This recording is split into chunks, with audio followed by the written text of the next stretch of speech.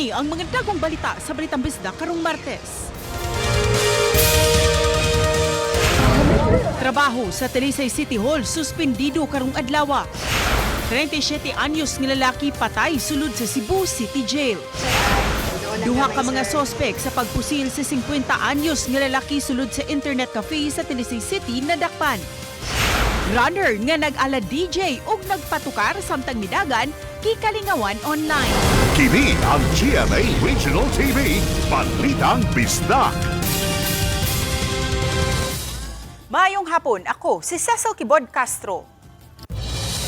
Suspendido ang trabaho sa Talisay City Hall tibok adlaw karong adlaw human makadawat og bomb threat ang buhatan ni Talisay City Mayor Samsam Gulyas. Niyang report ni Femri Dumabo.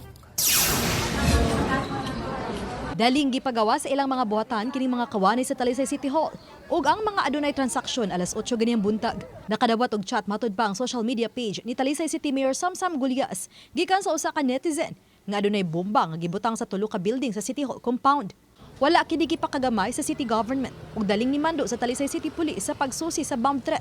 Gipaybaw dayon sa Talisay City Police ang mga sakop sa explosive ordnance disposal nga mo'y misusi sa tanang suok sa City Hall ug sa ubang silingang building niini. Assessment is makayunta nga barang prank gyud nga kining paghimo sa threat, but then we took it seriously. Pag-ato sa tong SWAT, usab ato sa gitawagan ng EOD gyud to conduct paneling. Nang tanang mga opisina kinahanglan mogawas gyud sila kay di na to i-take for granted ang kining maong kinipitong maong bomb threat kay delikado man po kayo mo simba kung mo tinuod, no? So for safety mas may nang atog yung ipagawas ang tandong empleyado. Human sa dulan duha ka oras nga pagsusi gideklarar sa mga sakop sa EOD nga cleared gikan sa bomba ug luwas ra ang tibok compound sa City Hall. Cleared naman ito ang whole area, ang Tibok City Hall. So, cleared naman siya for any hazardous materials or anything na can explode. So, cleared na siya. Apan bisan pa man, gideklarar nga luwas ra ang City Hall ni mando ang mayor aron makampante ang mga kawani ug mga tao nga tibok adlaw nga isuspenso ang trabaho sa City Hall. Lakip na ang mga summer workshop sa mga batang Talisay nun. Lakip sa kansilado ang mga hearing sa Hall of Justice sud sa compound sa City Hall. Samtang nakigalay ng Talisay City Police sa Anti-Cybercrime Group pag-ila sa nagpadala sa bomb threat. Si Mayor is very serious about this. Iyatang gi-instructionan nga dapat ma-identify gid mismo katong naghimo sa bomb threat, and then we will be requesting the assistance of RACO. Base sa katong istorya nato ang mga EOD, there is a similar incident po sa laing lugar kagahapon adlaw. Possible na the same ra ang padala. Same person lang ang gahimo sa threat. As per instruction ni Mayor nga mahuldi lang gid ang ato ang walay trabaho karong adlaw. Kanang mga tawo nga mitay mga lingaw dapat mo kuan gid sila. Mo dili na iamong ang mga tawo nga nagtinarong og trabaho, nagtinarong og serbisyo. Uban ni Godfrey Rilien, Femari Dumabok. Balitang Bisdak. Giimbestigahan sa Commission on Human Rights Region 7 ang kamatayon sa usa ka 37 anyos nga PDL sulod sa Cebu City Jail kinsa kasamtangang nag-atubang og kasong pagpanglugos sa 11 anyos nga babay. Ani ang report ni Alan Domingo. Dili makato ang pamilya ni Fernando Prahis nga sakit sa kasing-kasing ang namatya nini sulod sa bilangguan sanglit baskog pamatod ang nawahi atol sa pagbisita nila og wa usab kunoy gimo sa lawas. Nakugang na lang sila diha sa Sayran ang ginangatan ini kinsa una napalgan nga wa nay panimuot ni adtong Abril 26 ug gidala sa Cebu City Medical Center apan gideklarar nga dead on arrival. Nakabutang sa death certificate ang cause of death nini nga sudden cardiac death, acute coronary syndrome. Midangop na sa Commission on Human Rights ang pamilya sa PDL nga mausab ang mi-request alang sa autopsy nga napahigayon kagahapong adlaw. Buot nila mahatagan og katin-awan ang nahitabo ni Andot ilabi na nga nakakita sila og mga lagom sa lawas nini. Pagtan-aw niya, bunog man kaayo. Bunog kaayo. Murag bitabangan jud siguro. Ana ang ilang kuan. Lig-on kay bataa sir, wa gini sakit bataa.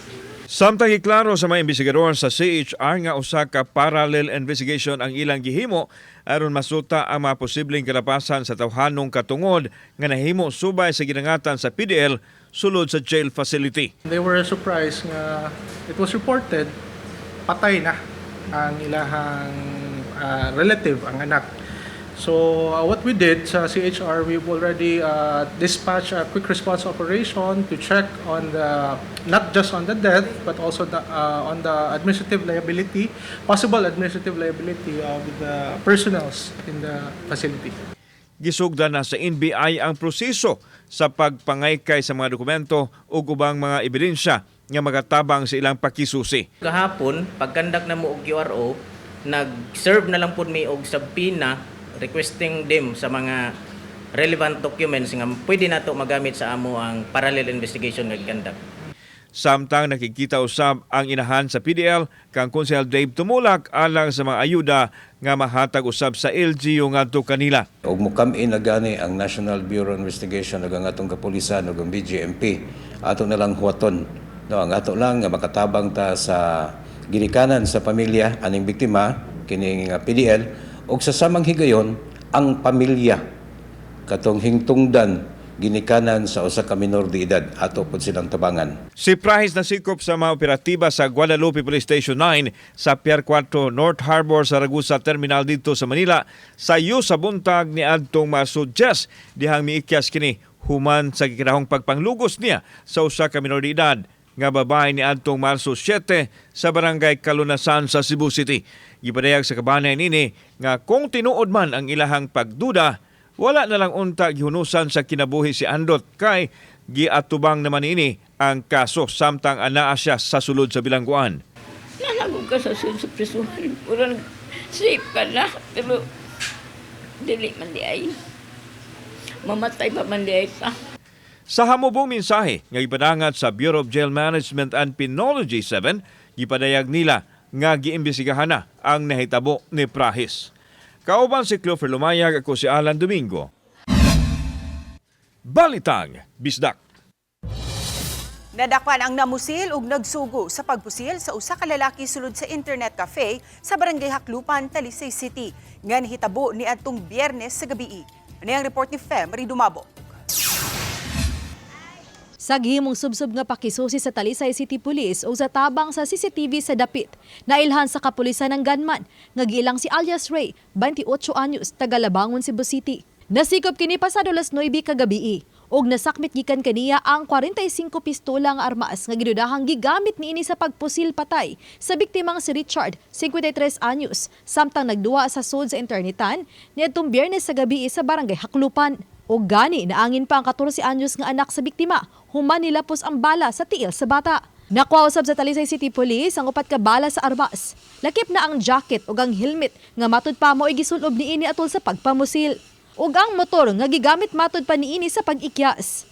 Ang maong dinakpa na usab matud pa ang nibutyag sa kapulisan kun si kinsa ang nagsugo kaniya. Apan sa dihang gikuhaan siyang habig si Ray, wala na niini giangkon ug wa usab gihimakak ang gihimong pagpamusil. No comment lang ko, ma'am ha. Pero kailan ka mag-charge, sir? Dili, ma'am. Taga-asa mo dito, sir? Taga Labangon, ma'am. Ikaw, sir, drugs? Sa una, kaniad to, ma'am. Sa pasahe na ikaw ang nagpusil. No comment lang ko diya, ma'am. Way po as yun nga relentless kuan kining hot pursuit operation. Nakuha nato mismo katong gunman kagabi dito sa Barangay Kalunasan. Niya ang kuansad ang katong nagsugo niya accordingly din sa Barangay Haklupan. Samtang pasado alas 11 kagabi, nasikop usab kining 23 anyos nga si Jun Ray pag umangkon sa biktima. Siya ang gitudlo nga mo'y nagsugo ni Ray sa pagpamusil. Apan natul sa investigasyon, saysay matud niini sa kapulisan nga di untang iyang uyuan ang pusilon, kundi ang lalaki nga naa sa likod sa biktima nga nagduwa usab sa internetan ni adtong tungura. Matud pa personal grudge ug may kalambigitan sa ginadili nga drogas ang motibo. Base sa itong investigasyon, ang katong gunman is gikontrata sa katong usa ka suspect nga nakuha sa Haklupan. And then we are looking into the angle nga ang katong biktima is not the actual target sa katong pagpatay, but other person nga naay murag personal grudge katong sagasugo sa pagpamusil. Nakakuha kita mga impormasyon nga sa ilang pag-describe murag alikod-likod sa during sa incident nga pagpamusil. Atol sa pagsikop kang Junre, nasakmit gikan kaniya ang 25 gramos sa gidudahang shabu nga mobalor og 175,000 pesos. Nagkadiyang kaso ang ipasaka sa duha, lakip na ang kasong murder o frustrated murder. Oba ni Godfrey Relien, Fe Marie Dumabok. Balitang Bisdak. Gipatuman ang laing rollback sa presyo sa produktong petrolyo sugod karong adlaw. 12 pesos ug 94 sentimos ang pagminos matag litro sa diesel. 15 pesos ug 71 sentimos usab ang rollback sa kerosene. Apan ang gasolina musaka og 9 pesos ug 53 sentimos matag litro.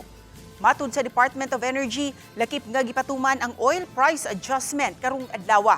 Tungod niini, magduwa-duwa gikan sa kapin sa 75 pesos hangtod na sa 101 pesos ang matag litro sa diesel. Mupresyo usab gikan sa 125 pesos hangtod na sa kapin 147 pesos ang matag litro sa kerosene. Samtang magduwa-duwa usab gikan sa 73 pesos hangtod na sa 104 pesos ang matag litro sa gasolina. Kabahin usab sa supply sa petrolyo, mulungtad pa hangtod sa 54 days ang supply sa diesel sa nasod. Samtang 53 days usab mulungtad ang supply sa gasolina. Kini ang GMA Regional TV, Balitang Bisdak.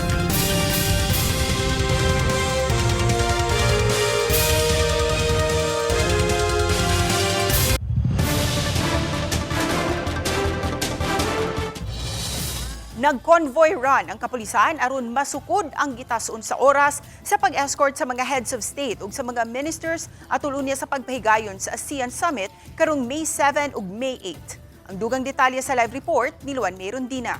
May Ses, gitinguha sa kapulisan nga bisan pa man sa pagpahigayon sa ASEAN Summit 2026 sa Lapu-Lapu City karong May 7 ug May 8, magpadayon gihapon ang normal nga kinabuhi sa mga upunganon. Sukad kagabii, hangtod kaganihang buntag, ni pahigayon og convoy run ang kapulisan sa mga dapit nga agian unya sa mga heads of state ug sa mga ministers nga motambong sa ASEAN meetings karong May 7 ug May 8. Ang convoy run usa ka exercise o pagbansay-bansay sa security package nga ihatag sa kapulisan ngadto sa mga heads of state ug sa mga ministers depende sa level sa ilang ranggo nga gihuptan. Langkuban ang convoy sa mga motorcycle cops, security vehicle ug ambulance. Depende kung head of state, iba, pag minister, iba din po yung package natin. But all of the head of states and other ministers will be provided a security package to make sure that they are safe and secured from their hotels to the areas of their meetings. Gibansay sa kapulisan ang gitason sa panahon aron ilang mabana-bana ang oras sa pagbiyahe gikan sa pag-abot sa mga heads of state ug sa mga ministers sa airport ug ang paghatod nila sa mga hotel diin sila magpuyo ug hangtod na sa venue unya sa ilang panagtigom. I think it's misunderstood by many that it is a VIP treatment kind of practice that we do, but it's not. It's in fact a security preparation so that hindi sila magstay ng matagal sa kalsada natin. The lesser our VIP stays on the roads, the safer we give them. We make them safer. Matod ni Police Colonel Kim Mulitas, PRO7 ASEAN spokesperson, walay road closure nga ipatuman atol mismo sa maong mga adlaw. But as of this time po, we don't have that plan for the stop and go. Iba po yung i-apply natin na preparation for our ASEAN leaders. So wala po tayong road closures, not unless it is deemed necessary. Gibana-banang 20,000 ka mga delegado ang mutambong unya sa ASEAN Summit 2026 diin 15 niini mga heads of state ug 2,000 ka mga sakop sa international media. Sa pikas bahin, subling gibisita sa RTV Balitang Bisdak ang Pinoy-anan sa 66 ka mga pamilya nga nagpuyo-luyo sa venue. Una namong nasugatan ang 21 anyos nga stockman sa usa ka patigayon sa Mactan. Matud niya, kagahapon pa gipabalhin ang mga sakop sa Lampara Urban Poor Group Association. Ug kay gabi na siya nakauli, wa na siya naabtan, busa didto na lang siya natug sa laing sityo. Karong buntag nibalik lang siya sa ilang balay aron magkuha og sinina. Apan nagduha-duha siyang moadto sa resort tungod sa kalayo niini sa iyang gitrabahuan. Matong wala lang ko kay layuan mo gud nara dili ang trabaho ba niya. Mga to Cordoba na pud. Ambot wala po ko man kung pre or dili kay anang ilaram lang ko ang presidente ra nakabaw ba kung pre ba gid or dili ba. Kaya ang giistorya na pre ra mo kaon daw puyan. Nasugatan usab namo ang 70 anyos nga construction worker nga mulupi usab sa dapit. Nituyo siya pagbalik sa ilang balay karong adlaw kay kagahapon human sa iyang trabaho, wa na siya kakuha sa iyang mga sinina kay gipasakay na silang tanan paingon sa resort sa Cordova. Sakay na lang ko kuyog nila tanan gapon. Wala mo ko ilisan yun kay tapos sa kontrabaho ra ang akong kanya lisod kay mo wa kay ilisan. Dosik adlaw gud. Muna na nihangyo jud ko na makakuha kog sanina di sa akong balay. Sama sa 20 anyos nga stockman, nagtrabaho ra usab siya sa usa ka construction site sa Mactan, busa problema usab niya ang pagsakay-sakay. Muna akong gilikramo kung akong giinan sila kung walay service, di na lang ko mudayon dito. Nama ko mga anak din ha, sa ubos. Diyan na lang ko walay service kada adlaw. Pero karon adlaw na service. Naalagi karon lang kay niliklamo mo ko gapon. Sa nahaunang interview sa RTV Balitang Bisdak sa pangu sa CSWD Lapu-Lapu City, Sheila Bailoses, iyang gitataw nga libre ang sakay sa mga trabahante padung sa ilang trabahoan ug pabalik sa resort sa Cordova. Samtang gibisita usab sa Balitang Bisdak ang naasoing resort, diin gipahimutang ang 66 ka mga pamilya apan wa kami tuguting makasud. Matod sa gwardya, adunay instructions kanila nga eksklusibong gibuk ang dapit sa mga pamilyang gikan sa Lapu-Lapu City. Matag usa kanila adunay ID, busa sila lang ang gitugutang makasulod o gawas sa resort.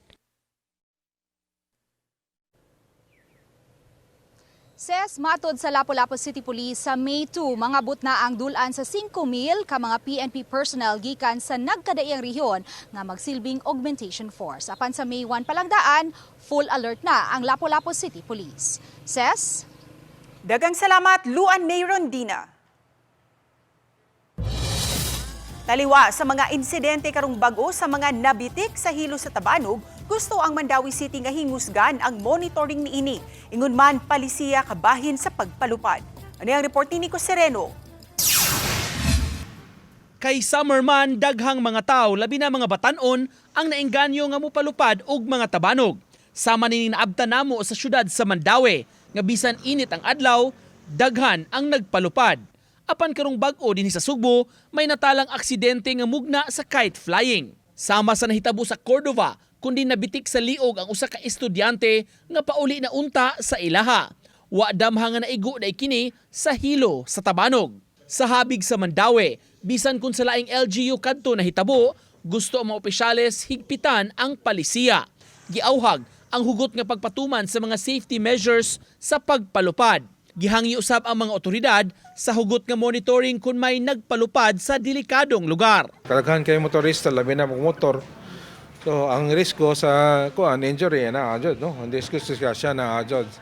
So di lang ta maghuwat nga madugangan man nga pasaka tag resolution. Usa sa pahimug-atan ni Fortuna ang paggamit sa luwas ug sakto nga hilo sama sa cotton-based.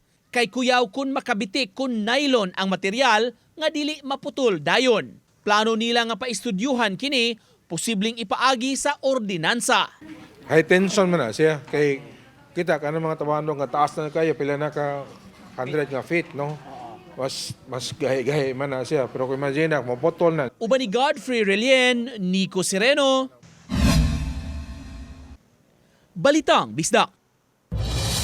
Gipresentar sa Cebu City Police nga tukang Mayor Nestor Archival sa City Hall ang gitumbok nga notadong tulisan.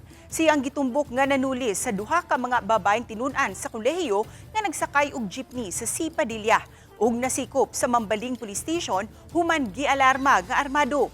Nasikop ang maong lalaki sa mga sakop sa Mambaling Police sa Sitio Kahuyan, Barangay Mambaling. Nailhan ang sospek nga si alias Job, 44 anyos, nagpuyo ra usab sa maong lugar. Nakuha gikan sa sospek ang usa ka kalibre 45 nga adunay duha ka mga bala sa magasin niini. Una niini gialarma ang sospek nga armado ug nasikop sa mga otoridad sanglit walay lisensya ang iyang armas. Dinhi usab na suta nga siya di ay ang sospek sa pagpanuli sa mga estudyante. Nabalik na sa mga biktima ang cellphone nga gikuha sa sospek. Kini ang GMA Regional TV, Balitang Bisdak.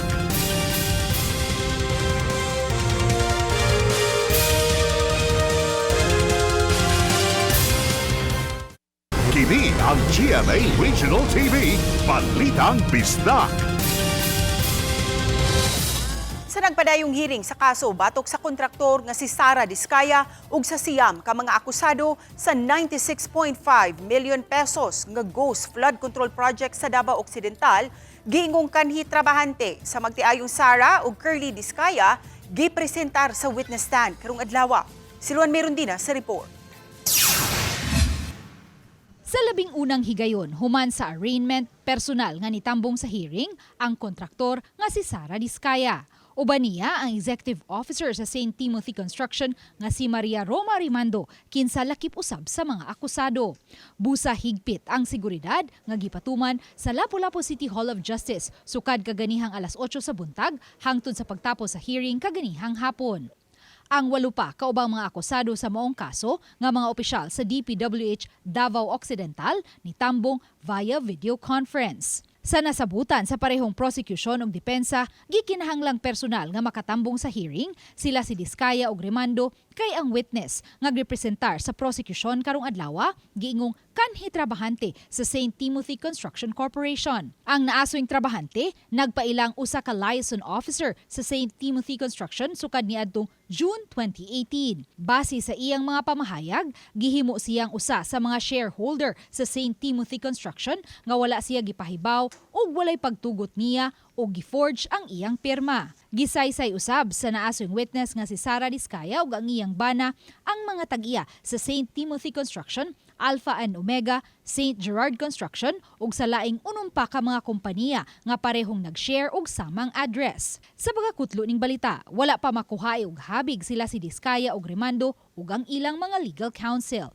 Uban ni Marlon Melgazo, Luan Merondina, Balitang Bisdak. Sa panahon karon nga gitawag nga multitasking era, usa ka runner dinhi sa lakbayan sa Sugbo, wala lang niya bitbita. Apan, literal nga midagan siya uban ang huni sa musika. Ug daw nasusama siya nga usa ka ala running DJ.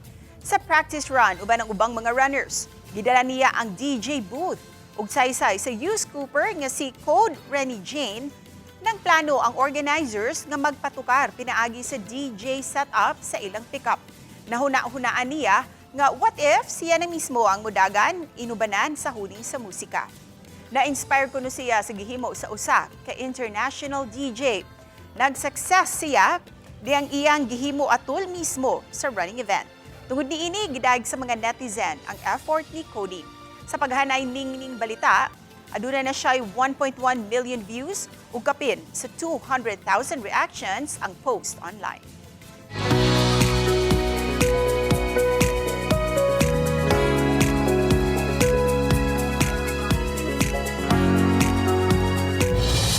Mga kapuso, mas nagkagrabe karon ang kainit sa panahon nga nabatyagan sa daghang mga lugar sa nasod.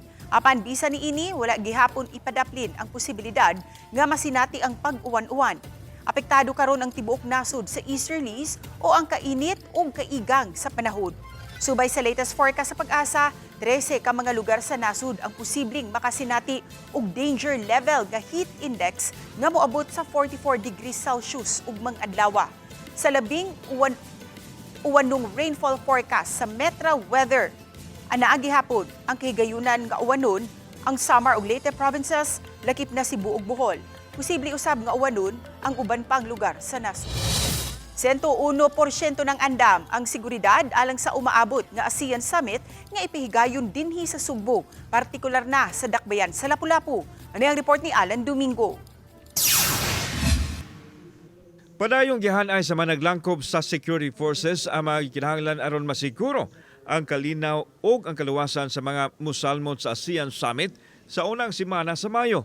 Gipaniguro nila kini atol sa panagtigom nga gipahigayon dito sa Kapitolyo kaniyang buntag nga gitambungan sa mga hipis sa nagadiyang ahensya sa kagamhanan. Apil ini ang PNP, AFP, OCD, DILG, DOH ug uban pang mga ASEAN stakeholders. We are happy to inform everyone. As I have mentioned earlier, we are 101% certain that we are ready to host our leaders coming from across Asia and probably the world to be hosted by our country. As I have mentioned earlier, I am confident because from the national government to the local governments, we have the support of all the leaders combined. Gitugan sa PRO7 ASEAN spokesperson Colonel Kim Molitas nga posibleng mosubra pa sa 10,000 ka mga security forces ang i-deploy atol sa nasong kalihukan. Wala hinuoy na monitor nga hulga sa ASEAN ang mga otoridad apan giseryoso nila ang pagbantay aron masiguro nga walay problema ang mutumaw. Giklaro sa PNP nga higpit ipatuman ang no permit no rally policy atol sa mga adlaw nga himuon ang dakong panagtigom. We are on full alert, which means that all the 200,000 police officers from across the country will be on duty to guard and make sure that all our guests are safe and secured during their stay. Samtang andam na usab ang Department of Health Region 7, diin mo deploy sila og mga medical personnel og mga health assets nga maoy moatiman sa mga posibleng mahitabo. Usa sa gipangandaman sa DOH ang mga usabong kahimtang sa panahon, ilabi na ang problema sa air quality index sa metro cities nga nasinati na ni adtong nakalabahing mga adlaw. In the event that if the weather condition, especially for the air quality, if it will really falls down to poor quality, then we are also preparing, especially the N95 mask for our guests. Kauban si Clover Lumayag, ako si Alan Domingo. Balitag, Bisdak. Gibutyag ni AFP Chief of Staff General Romeo Browner Jr. nga armado ang mga giingong sakop sa NPA dihang gipangutana kalabot sa nahitabong engkwentro sa militar o sa mga giingong sakop sa New People's Army sa Barangay Salamanca, Toboso, Negros Occidental. Hinumduman nga nanggawa sa social media nga ang mga nakala sa maong engkwentro mga inosente sama ni Alisa Alano tinunan sa UP Diliman nga matud pa naghimo og community immersion uban ang mga mag-uuma. Matud ni General Browner, si Alano dili inosente o gani dihang nakit-an kini sa kasundaluhan naka-combat rig kini. Samtang ang vest adunay magasin sa armas. Gihulagway ni Browner nga dili human rights violators ang kasundaluhan o gitahod nila ang tawhanong katungod. Bukas usab ang AFP sa investigasyon nga himuon sa Commission on Human Rights Negros Island sa maong hitabo. Apan si Browner mitataw nga kinahanglan nga ang tanang investigaron apil na matud pa ang mga NPA nga giingong mikalas og mga inosenteng kinabuhi. Si General Browner mibisita sa Visayas Command aron usab manamilit. Sa iyahang mga tao kay tulo ka buwan na lang ang paabuton, muritiro na kini sa serbisyo. Napasok ang motorsiklo ilawom sa usa ka auto nga gikadasmagay niini sa Barangay Poblasyon, Dakbayan sa Talisay. Luwas ra hinuon ang 24 anyos nga driver sa motor. Lahos-lahos ra ang pagpadagan sa motorsiklo nga nagsubay sa Cabalan Street. Samtang ang auto nga gimaneho sa 51 anyos nga lalaki may left turn paingon sa Cabalan Street gikan sa P. Del Rosario Street, Barangay Poblasyon. Matud ni Joy Tumulak ang hepe sa City Toda nga miangkon ang motorista nga kusog ang iyang dagan ug kalit siyang mi-brake dihang nabantayan nga pagawas ang auto. Ug usa sa gitan-aw nga midasmag kini tungod sa dangog nga dalan kay gikan nakasinati og pag-ulan sa lugar atol sa maong insidente. Nagkasettle ra hinuon ang duha ka habig. Ang motor gyud kay gawas nga kusog ang iyang dagan, wa gid siya mo minor pagabot sa may corner area na. Pero sila nakasettle na sila sir? Nakasettle na sila. Kanunayon gyud nato basta once gani nga moagi tag mga intersection or corners ato gyud batasan kanunay nga mo minor kita sa pagpadagan. Planong pahingusgan ang industrial tourism sa Mandawi City. Ano ang report ni Nico Sereno? Sa pag-atubang niya sa konseho sa Mandawi City para sa concurrence o pag-aprobar sa iyang appointment, gipangutana si tourism consultant Hembler Mendoza sa mga plano niya pagpalapad sa tourism sector sa Dakbayan. Matod pa, naghanay na sila og plano karon mapalambo ang industriya pag-showcase sa unsay gipasigarbo. Mihimo na sila og mapping sa lain-laing barangay. Na-overwhelm ko sa information about tourism, how to connect it. Muna lang na kuno na to, tukion niya in the future. So, nanako padung anang Mandawi Tourism Planning. May mga gitan-aw na sab nga sites nga mamahimong mapalambo sama sa mangrove forest sa usa ka barangay. Pagpalambo usab sa bantayan sa hari o traditional structure sa syudad. Apan gusto si Mendoza, ma-develop panturismo o atraksyon ang mga industriya o kumpanya nga anaa sa dakbayan. Industrial plan tour, that's something. Na pwede mo contribute sa mga the usual or manufactured itinerary for tour. So manufactured man siya. Dinhisat is na siya, existing na siya. Ang pag-market na lang, ang pag-announce. Uban ni Godfrey Relien, Nico Sereno, Balitang Bisdak. Nagmalampuson ug nagmabulukon ang Saulog Festival sa Tagbilaran, Bohol isip usa sa mga kalihukan alang sa fiesta sa ilang patron nga si Senyor San Jose. Ano ang report ni Femri Dumabo?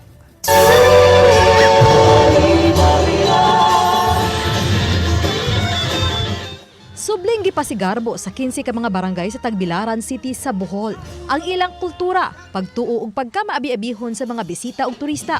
Pinaagi sa ilang tinuig nga mabulukong pagpasundayag diha sa Saulog Festival. Sa maong festival, lakip sa ilang gi-showcase ang maanindot nila nga interpretasyon sa ilang local heritage, pagtuki sa giatubang ang mga problema ug kun giunsa nila kini pagsulbad. Pinaagi sa ilang pagtinabangay tabang sa lokal nga kagamhanan ug labaw sa tanan sa ilang pangaliya sa ilang patron, Senyor San Jose.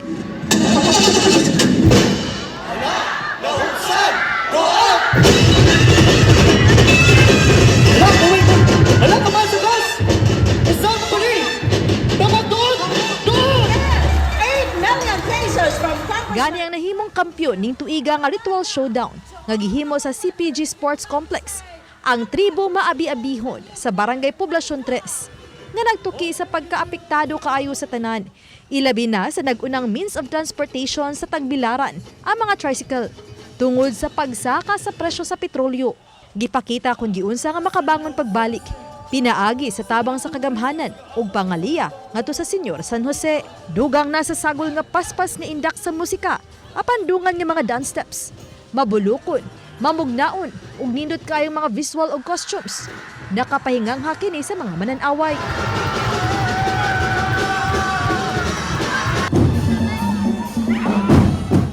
Nakapahingang usab ang pasundayag sa ubang contingents. Hinungdan nga second placer sa ritual showdown ang tribo di Mansas Amazing sa Barangay Mansasa. Third placer ang tribo Ubuhanon, ang Barangay Ubuhan. Fourth placer ang Barangay Kugon. Fifth placer ang Barangay Tip-Tip. Samtang ang mga nidaog sa street dancing, nagkampiyon ang tribo Tip-Tipanon sa Barangay Tip-Tip. Second placer ang Barangay Mansasa. Third placer ang Barangay Dampas. Fourth placer ang Barangay Kugon. O fifth placer ang Barangay Ubuhan. Importante lagi ning lively gyapon na atong syudad amidst all the crisis. Kay kung di lively, di na ito masuportahan ang tourism industry. Nya mo na magigabuhi sa itong mga katauhan. So mo na nga naan gihapon ang Saulog Tagbilaran. Some of the events were postponed, of course, and ipadayon siguro nato if mas stable na inagmay ang ato ang sitwasyon. Samtang gipaybaw ni Mayor Yap nga di lang sa mga transport group ang gitabangan sa lokal nga kagamhanan taliwala ning nasinating krisis. Naapektuhan tanan sa panahon sa crisis, pero the way we move forward and the way we address this energy crisis is number one, of course, tabangan na ang transport sector. Mo na nag-release ng fuel subsidy. Number two, nagpalibre sa kay puta sa Tagbilaran City, 4 o'clock to 8 p.m. Why pilit-pilit? Mas dili Tagbilaran nun, makasakay sa atong libreng sakay. Number three, naatay food subsidy nga i-distribute sa matag household sa Tagbilaran. Of course, nabati na ito daghan mga livelihood apektado ani. Uban ni Clans Gabutin, Femari Dumabok, Balitang Bisdak. Mga kapuso, dili ilalim nga maglaom, ilabi na sa tao nga atong gisaligan o gihigugma. Busa sa mga naglaom, anay usa ka awit para kaninyo. Atong paminaw ng bagong single ni The Clash Season 5 champion John Rex nga umaasa pa rin usa ka ballad revival ug usa ka original song sa The Mike Bond Gang. Sa mga naglaom nga makadungog niini, mamahimo ninyong mapaminaw sa tanang music platforms. Umaasa pa rin is, alam mo yun, pagdating sa love to eh. So umaasa pa rin na baka mabalik yung pagmamahal na binibigay mo. Or umaasa pa rin na mapansin yung love na binibigay mo dun sa tao na yon. Ayan, sa lahat po ng all music streaming platforms, Spotify, iTunes, Apple Music, YouTube Music, ayan, sa lahat-lahat ng yan. Nandiyan na po ang umaasa pa rin. Pakinggan nyo po everyday. Umukad to ang labing dako og nagunang mga balita sa Central ug Eastern Visayas. Daghang salamat mga kapuso. Ako si Cecil Kibod Castro ug kami ang GMA Regional TV Balitang Bisdak. Walay gidapigan, walay giprotektahan, kaniadto pa hangtod karon serbisyong tinud-anay. Mayong hapon mga kapuso.